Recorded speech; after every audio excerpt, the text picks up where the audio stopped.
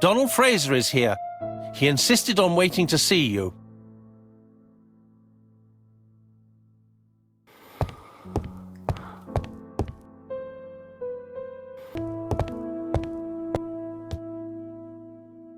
This man is tired.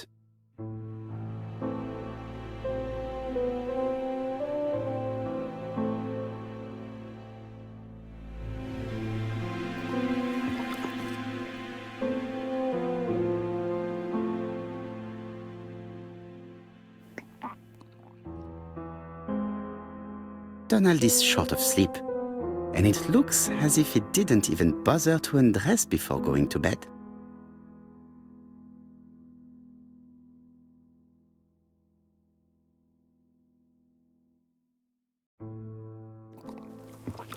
Mr. Poirot, I don't know why I'm here.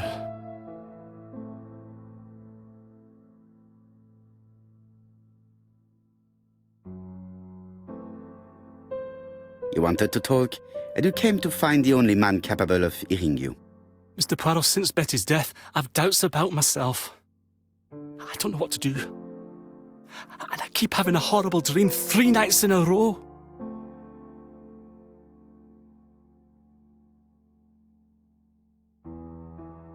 Have a drink, and tell me about this dream.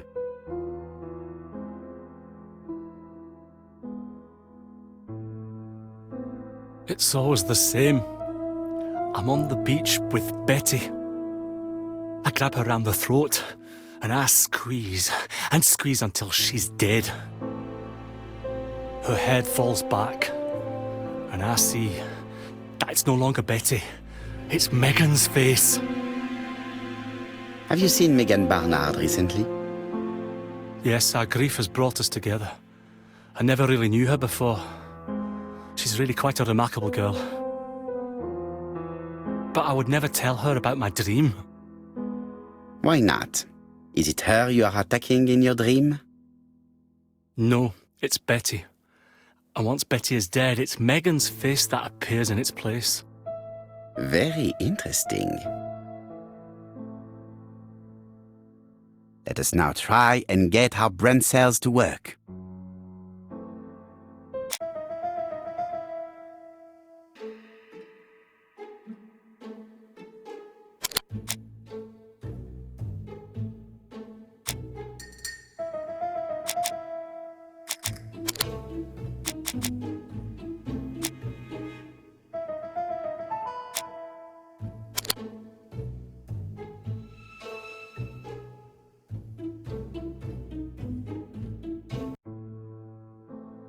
Mr. Fraser, I think that the real meaning of this dream is that you are in love with Megan Barnard.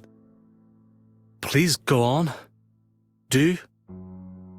This dream certainly betrays your guilt. Oh.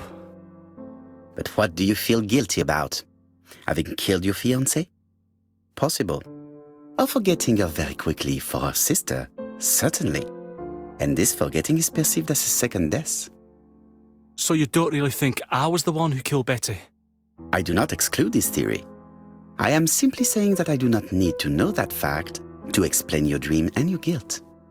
Thank you for being frank, Mr. Poirot. You've helped me a great deal. I'm going back to Bexhill. I'll not take any more of your time up. It is late, Mr. Fraser, and you are tired.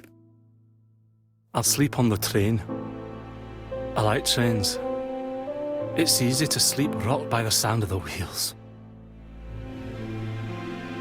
Poor boy, he seems completely lost. Well, women seem to like him. I think Megan will take care of him. Oh, I remember. Did you order the product I needed? Yes, we'll be receiving it tomorrow. Bien, it is late, and I asked Miss Gray to come tomorrow morning. I have a few questions I wish to ask her.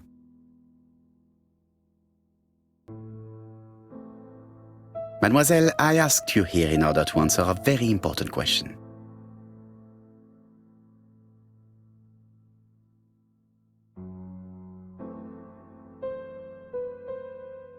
Am I right in thinking you said that you did not speak to anyone on the day Sir Carmichael was murdered? It's the absolute truth. Yet, Lady Clark maintained that she saw you talking to a stranger on the front doorstep. Really? She must have been mistaken. Oh, I remember now.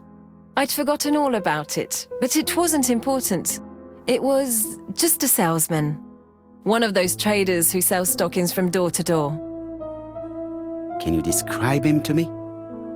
Medium size, glasses, dark suit, and a felt hat. Not the sort of man you notice. Completely harmless. That's why I forgot all about him. Nothing else? He was very hesitant and shy.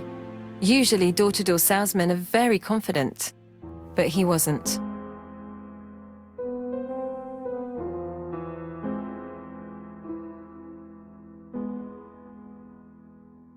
You did not leave Churston willingly, I believe. I don't wish to lie. Lady Clark did not appreciate my presence. And Franklin could not go against the wishes of a sick lady. He is a good man, and he worries a great deal about his sister-in-law. I noticed that you left some personal belongings behind at Churston.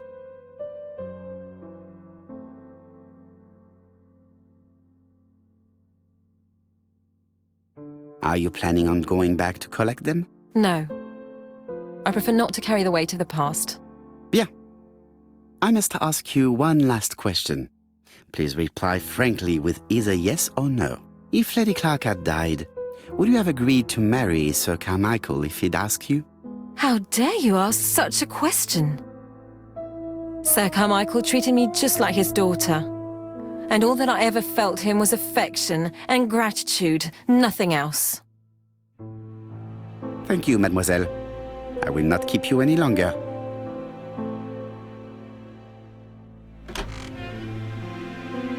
I met Thora Grey on the stairs. Her cheeks were ablaze, and she appeared to be deeply hurt.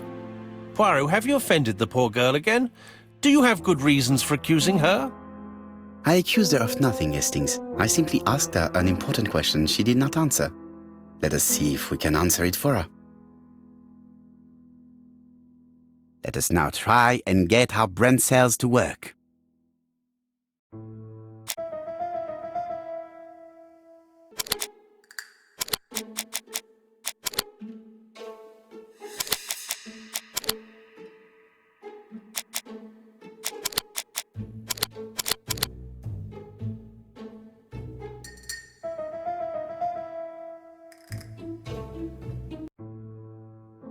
You must know how to read between the lines, Hastings. When Sir Carmichael refers to paternal affection, he is lying to himself. Read this engraving on the brooch. A dark dragon for an angel with glossy hair. These are the words of a lover, not a father. Lady Clark was not wrong. What if Sir Carmichael had fallen in love with his secretary? That doesn't mean that she forced him to do so. True, there are extenuating circumstances. She is a penniless orphan. But she is calculating. Just look how she avoided it when asked if she would have married Clark. I see. You think she seduced Sir Carmichael for her own gain, and that now she is doing the same with his brother. Poirot, your world is a very dark place. Do not get carried away, mon ami. We have another more important matter to settle. Really? Yes, would you believe that Miss Grey taught me something new? Let us now try and get our brain cells to work.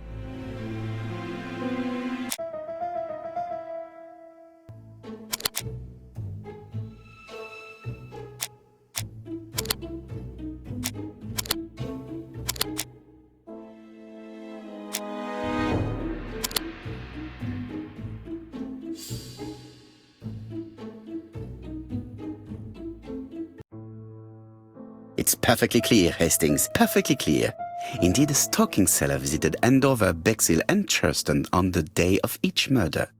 We have our suspect. This should be of interest to Job.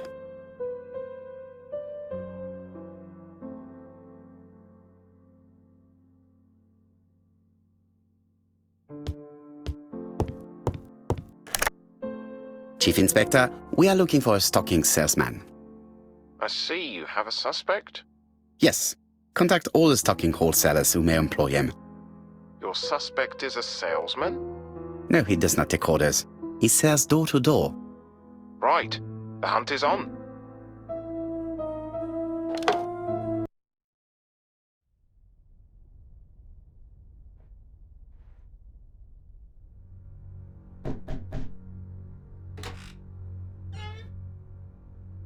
Are you leaving, Mr. Cust?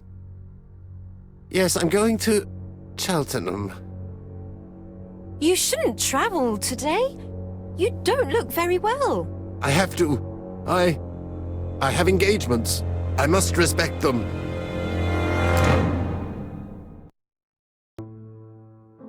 Can you get the post, Hastings? And why don't you go and get it yourself? Très bien. What's going on? I've never known Hastings to be so disagreeable.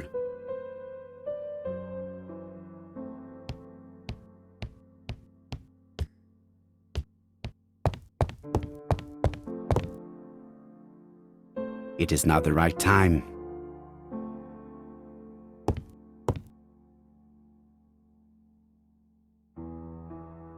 Poor Mr. Poirot. I'm quite sorry for you. If at first you don't succeed, try again. We've a long way to go still. Typery? No, that comes later. Letter T. The next little incident will take place in Doncaster on September 11th. So long. ABC. I should compare this letter with the one on my desk which I received earlier to see if it does indeed come from the same person.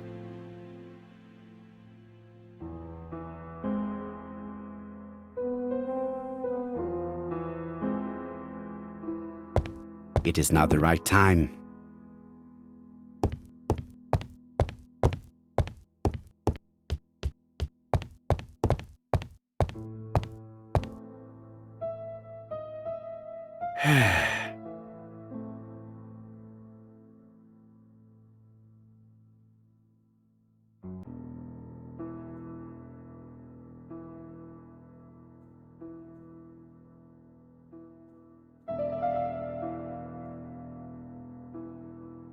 Let us examine this more closely.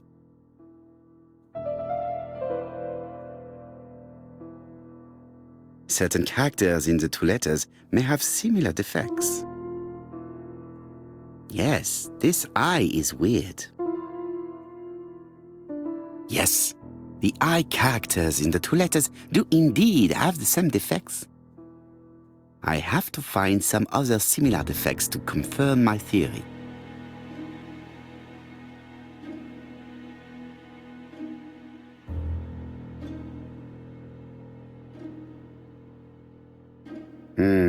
The W is not printed properly. Of course, the W characters in the two letters do indeed have the same defects. I have to find some other similar defects to confirm my theory.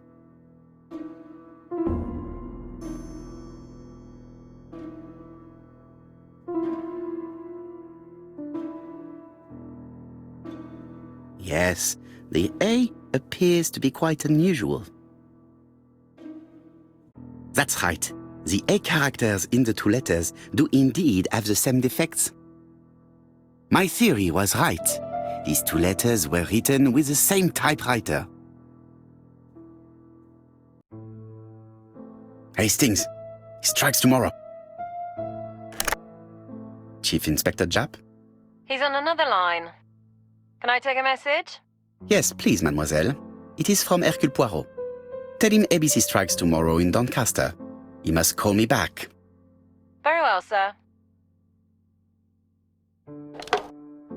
Bien, now I'm going to see what I can find from these burnt documents. I've received the product I need. Hastings, if you do not mind, I would like you to take a few notes. Yes, yes.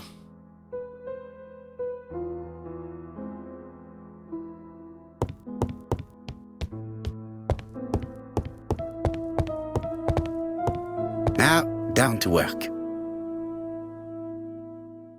All of this needs putting in order a little.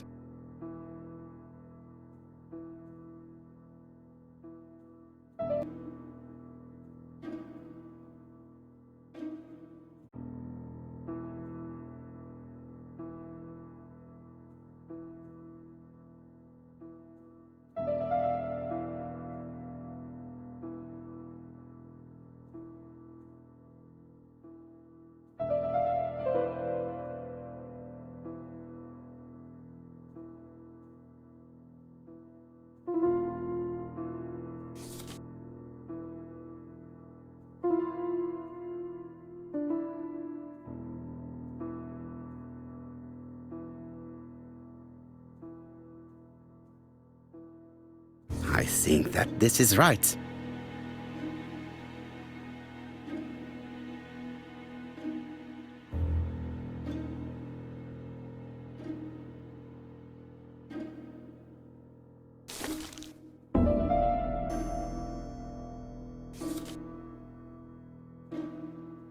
This page is finished. That's done. 3 more to go.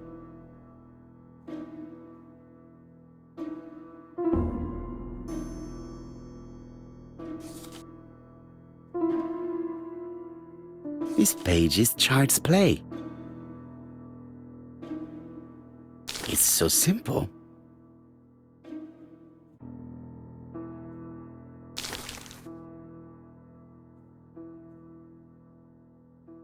This page is finished. And that's 2 done. It's easier than I thought.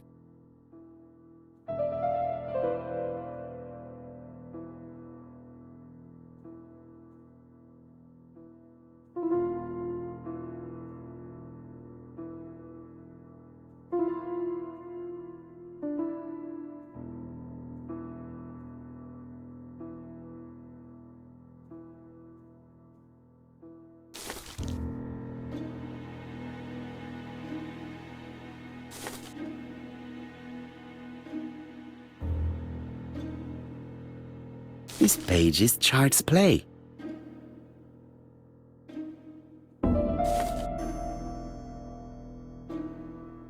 This page is finished. Only 1 more. Keep going.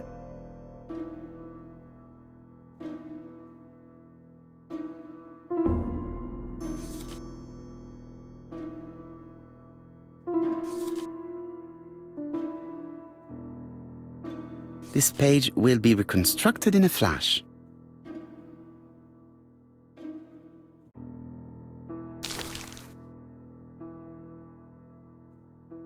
This page is finished. All the pages are reconstructed.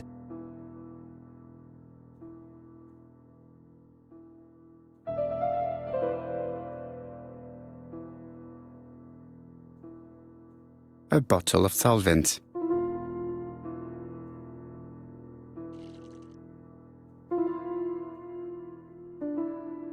The cloth is now soaked with solvent.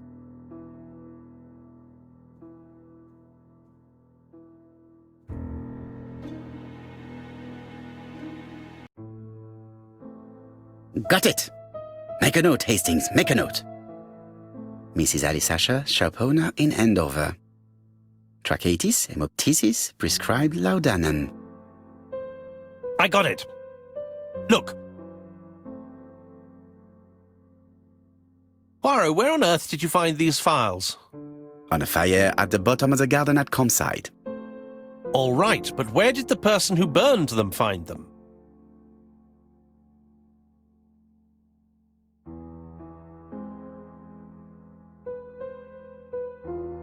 Alice Asher, shopkeeper in Andover.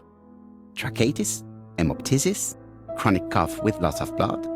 Prescribed laudanum-based cough medicine. Betty Barnard, waitress in Bexhill. Chronic bronchitis causing dysphonia. Advised to stop smoking. Alexander Bonaparte Cust. While wounded, mustard gas and head trauma. Pulmonary emphysema. Hemoptysis. Coughing fits with blood. Suffers from absences and amnesia. Dick Dudley Dunbar, owner of the Black Swan Hotel in Doncaster. Asthmatic, heart disease, heart condition. Let us now try and get our brain cells to work.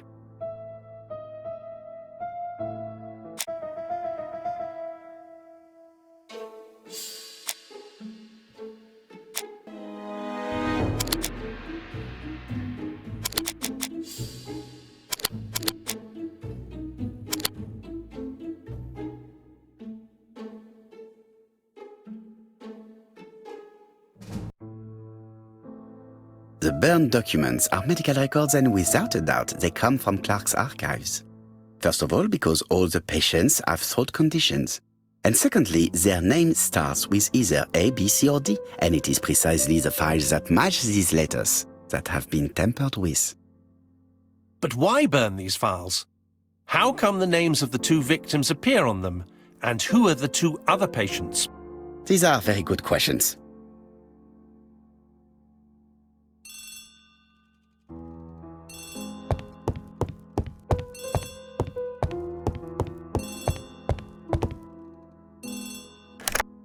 Hello, Poirot?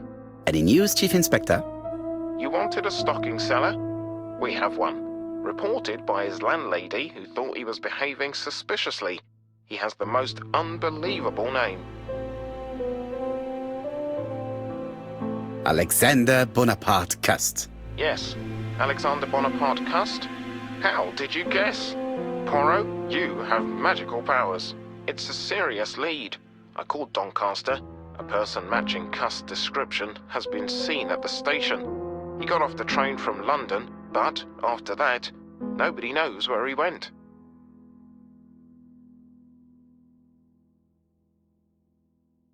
Look for him at the Black Swan Hotel. What? How do you know he's there? Trust me, Chief Inspector. You appear to be very sure of yourself. Very well, I'll call the Black Swan straight away. The owner is going to get a shock when he learns that there's a murderer under his roof. Do your best, Jap. You can count on me. Hastings, everything is at stake. With a little luck, our main suspect will soon be under lock and key.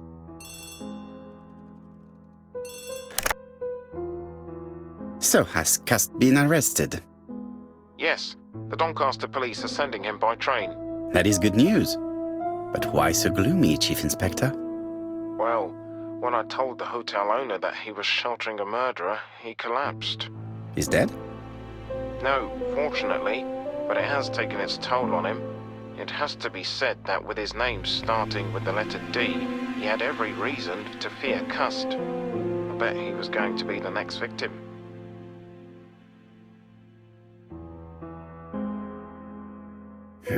Chief Inspector, I believe that I share responsibility for this incident. What do you mean? I saw Mr. Dunbar's medical records. His heart was weak. I should have warned you. It's very honest of you to tell me that, Poirot. I appreciate your gesture. Please keep me informed of his progress. You can count on me. I'll do what's needed. I will visit him at his bedside when the killer is caught. That's typical of you, Poirot. We should focus on the next part of the investigation in order to avoid other incidents. While we're waiting to question Cust, we could search his room in London. Where does he live? The Marbury Guest House? I'll see you there. Yes, but start without me. First of all, I have to sort out a few details for Cust's transfer. I understand. À bientôt. Hastings, we are making good progress. Please go and search the room of our number one suspect. With pleasure. I did have a dentist appointment, but I'll cancel. The dentist. So that is why you are so nervous and bad-tempered. A visit to the dentist is never an enjoyable prospect. But an unavoidable one. Go to your appointment, Hastings. I will manage on my own.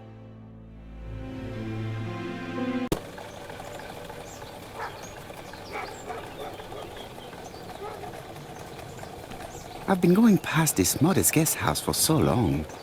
I would never have thought that the ABC case would lead me here.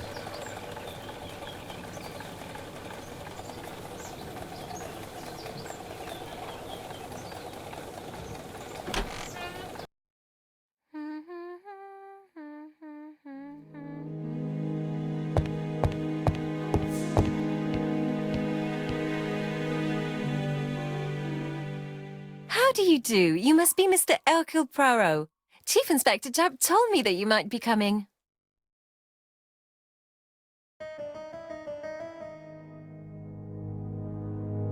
Madame, you may be of valuable help to me. It would be my pleasure to help you. Will there be some journalists there as well? I think you might even be interviewed. You are key witness.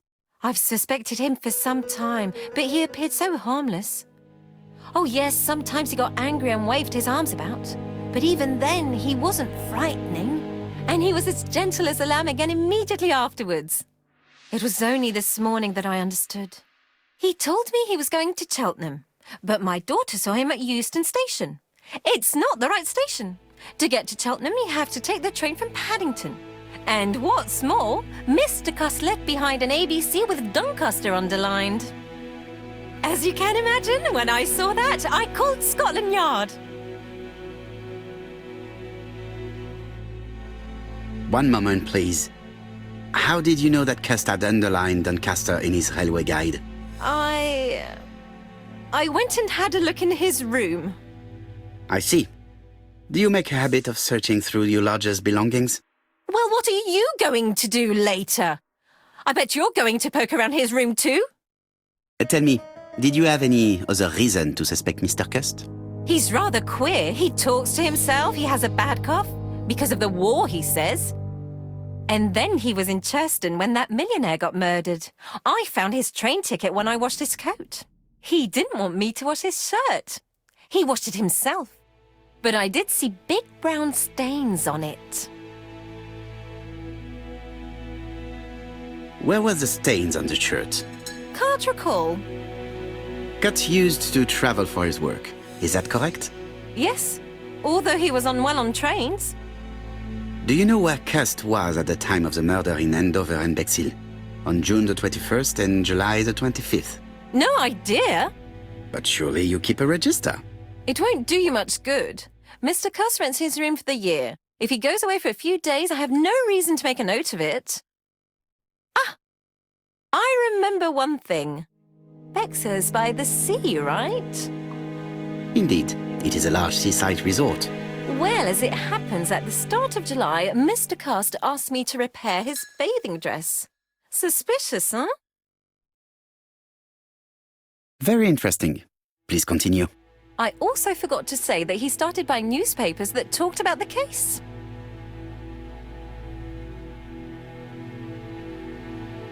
Which newspapers? The evening ones and the daily ones. That will be all for now.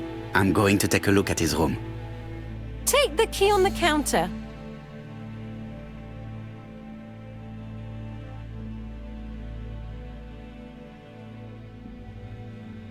This woman appears to be in a bad mood.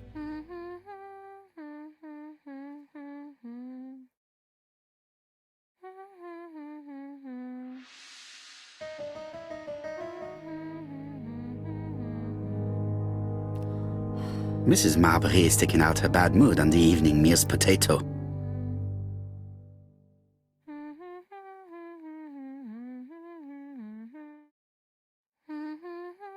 It looks like I've found the real master of this house.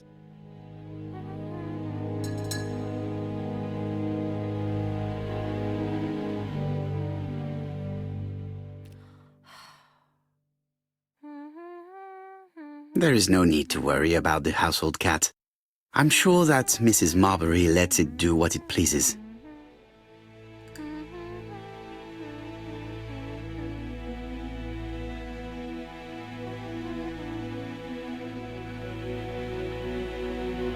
I should check the register. Mrs. Marbury may have been hiding something from me. I don't think my register will help you. Mr. Cuss rents his room all year. If he goes away for a few days, I have no reason to make a note of it.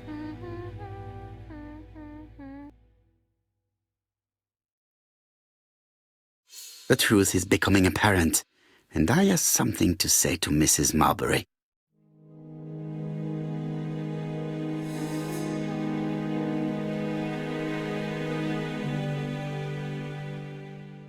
Mrs. Marbury, if I am to believe the register, you rented room 306 to a certain Mr. Fishman on the day of the Bexhill murder? Room 306 is Cust's room. Can you explain yourself? If I did, it was because Mr. Cust wasn't here. What about it?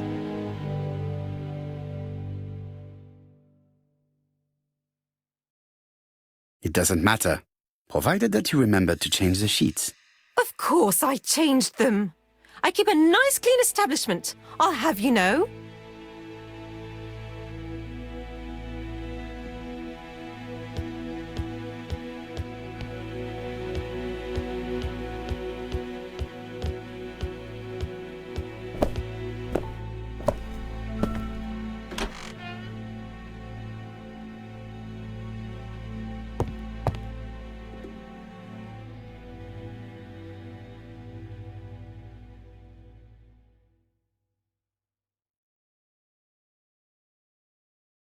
trousers, white shirts.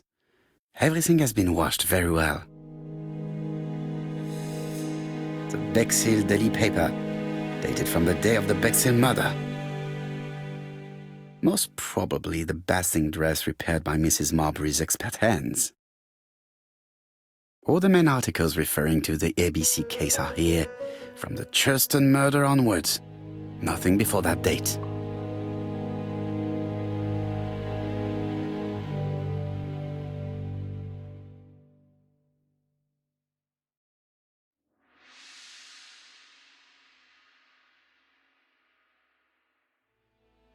Laudanum Cameron's Chemists.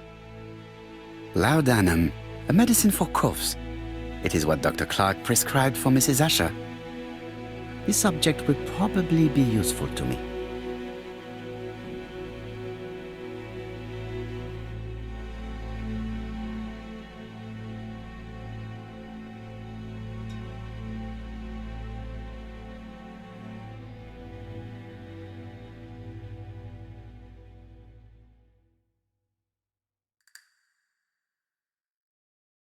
Diethyl barbituric acid, Johnson Company. I know this medicine. It is a powerful sedative.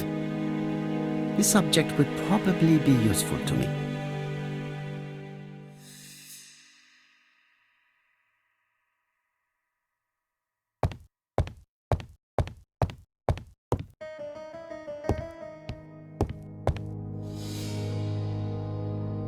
This dark stain. It could be blood, but goodness knows how long it has been there.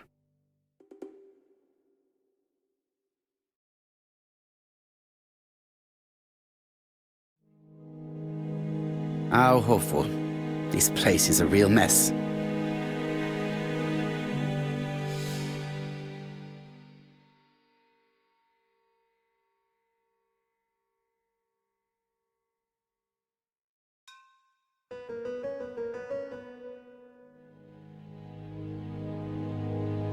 The least we can say that Mr. Cust is not very concerned about order and balance.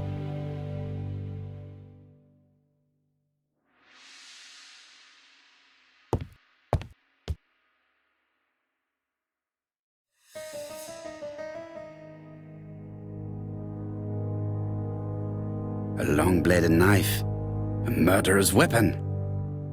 This subject would probably be useful to me.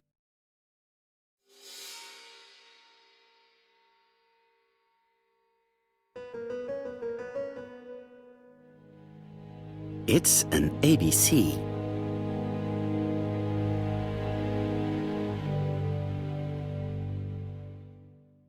John Milligan, Managing Director, Silky Legs, Frederick Street, Leicester. To A.B. Cust, Marbury's Guest House, 1935, May the 21st. Dear Sir, further to our letters dated 5th and 10th of the month, we confirm we are you as door-to-door salesman, according to the conditions stated in our previous letters. We will send you the articles by mail and also a Redfield typewriter you will be using for every business letter. Regarding the schedule of your rounds, please do as following. June 21, Andover. Arrive by train the 20th in the evening and get a room at Station Hotel. Start your turn in the north part of the town. This letter establishes that Cust went to Andover, but the ink has hidden the destinations of his other trips. I know from Mrs. Marbury that he went to Churston.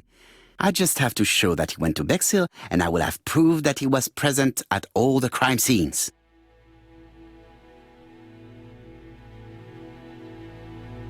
Did Cust drop it when he opened the window, or was it Mrs. Marbury while she was cleaning? I have to get the ribbon. How am I going to do it?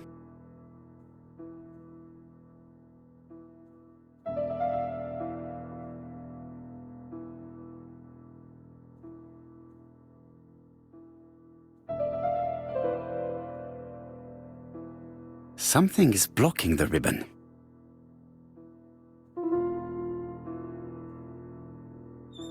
The left-hand heel has been removed.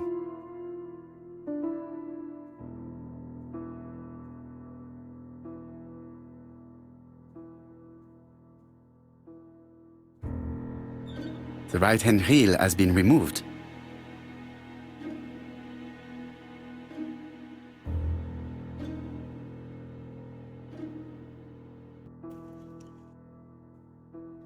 And here is the ribbon.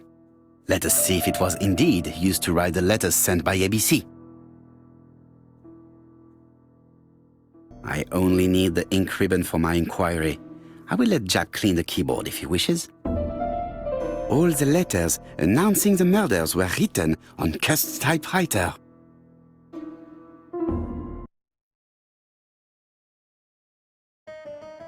Cust is parsimonious. He keeps his pencils and sharpens them until there is nothing left. It is clear that he did not grow up in luxury.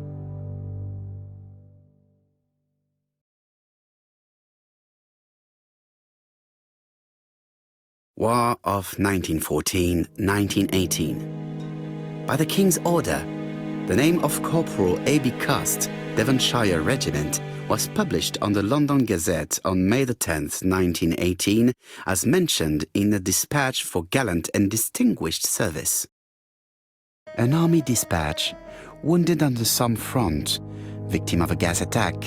Corporal Cust greatly deserves his distinction.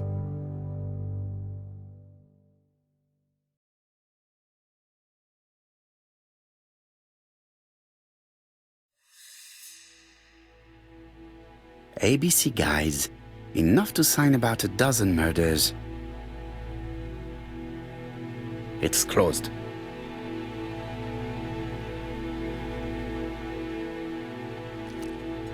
This knife is very useful. Who knows, maybe it never cut anything other than string. Stockings. Let us now try and get our brain cells to work.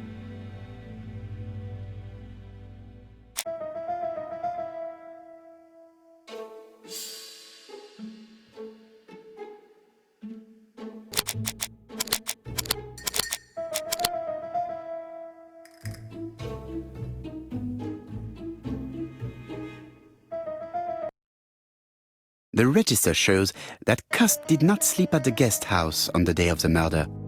Where was he? Bexhill. The Bexhill paper reveals it. Cust bought this newspaper in Bexhill on July the 25th. No use continuing the inspection of this room. I've seen all there is to see.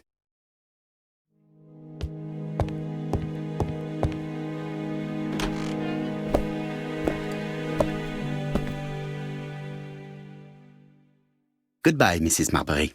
Thank you for your help. I look forward to seeing you again, Mr. Poirot.